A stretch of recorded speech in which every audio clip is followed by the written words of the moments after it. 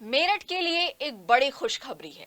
क्रांति शहर मेरठ के बिगुल का डंका अब पूरी दुनिया में बजेगा। वो इसीलिए क्योंकि मेरठ के बिगुल को जीआई टैग मिल गया है।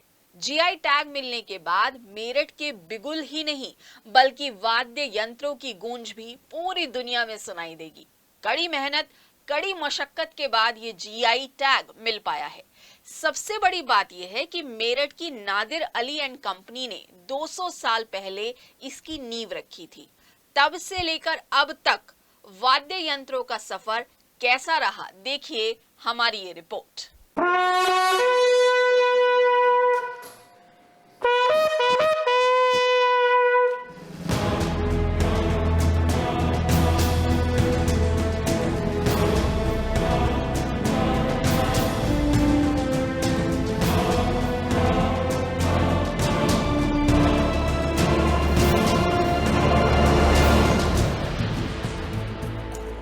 बात चाहे सियासत की हो या फिर युद्ध के मैदान की, शुरुआत बिगुल बजने से ही होती आई है।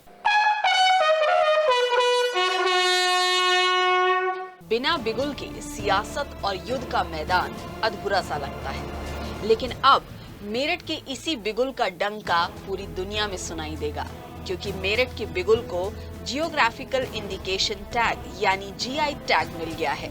ये टैग मिलना इस इंडस्ट्री के लिए किसी बड़े वरदान से कम नहीं है, क्योंकि जीआई टैग मिलने के बाद पूरी दुनिया में इस बिगुल की गूंज सुनाई देगी।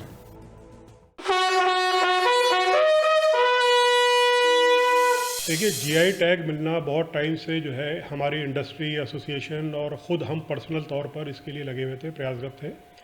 और गवर्नमेंट की तरफ से जीआई टैग मिलना, GI tag basically is geographical indicator.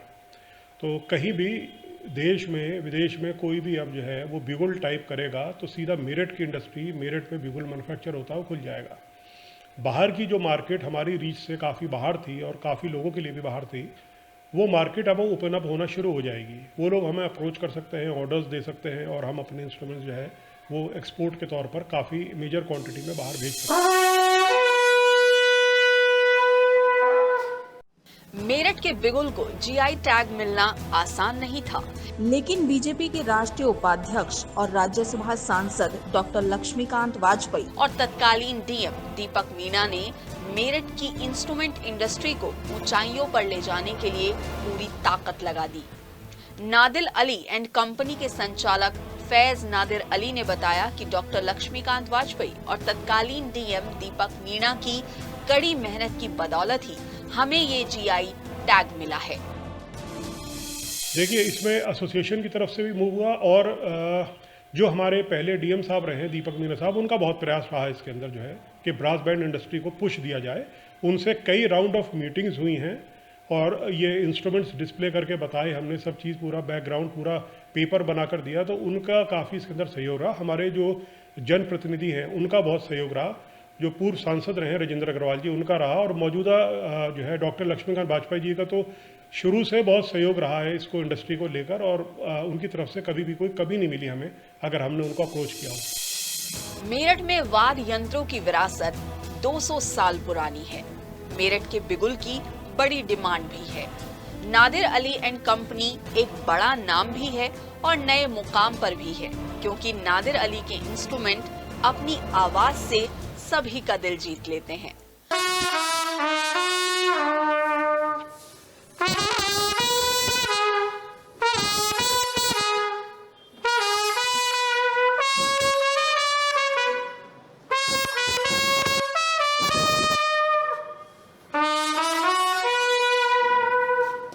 Nadir Ali and company के संचालक फैज नादिर अली ने बताया कि राष्ट्रीय स्वयंसेवक संघ के पहले स्थापना दिवस पर मेरठ का बिगुल बजाया गया था।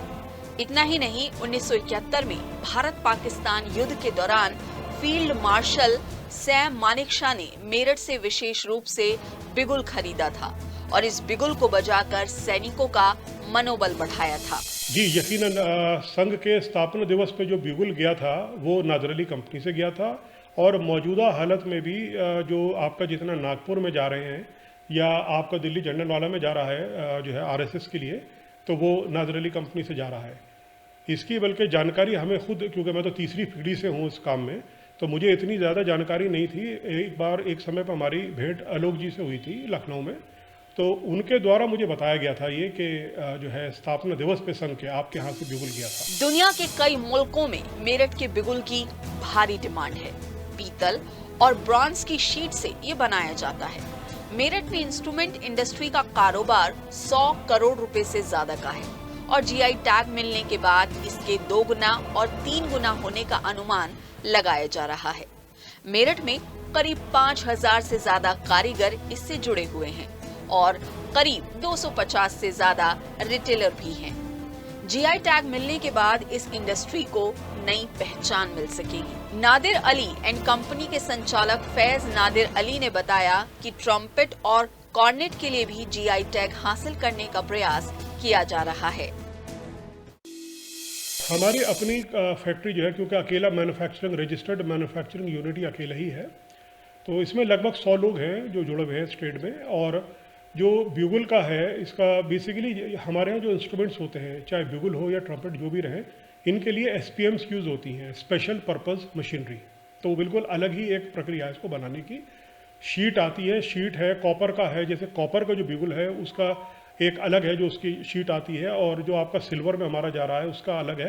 तो वो वैरायटी ऑफ प्रोसेसेस हैं। शीट की मोल्डिंग है, फोल्डिंग है, उसके बाद में जो है कई प्रोसेस के ज़रिए से जाना, इसका माउथ पीस का है, उसके बाद ये फिर फिनिशिंग में जाना, फिर असेंबल होना, असेंबल होने के बाद फाइनली जो है ये असेंबली के बाद में जो है प्लेटिंग के लिए जाना। तो वो एक लॉन्ग ड्रॉन प्रोसेस है जिसके अंदर करीबन देखिए मेरठ लगभग डायरेक्टली और इनडायरेक्टली 5000 लोग जुड़े हुए हैं इस इंडस्ट्री। बिगुल को जीआई टैग मिलने से खुशी काफी बड़ी है और मेरठ के कारीगर इस खुशी पर झूम भी रहे हैं, क्योंकि अब यदि पूरी दुनिया में किसी को भी बिगुल खरीदना होगा तो तुरंत एक क्लिक पर वो मेरठ पहुंच जाएगा।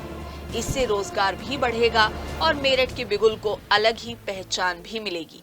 मेरठ से वीडियो जर्नलिस्ट राजेश शर्मा के साथ सिद्धार्थ गुप्ता, सिटी हलचल।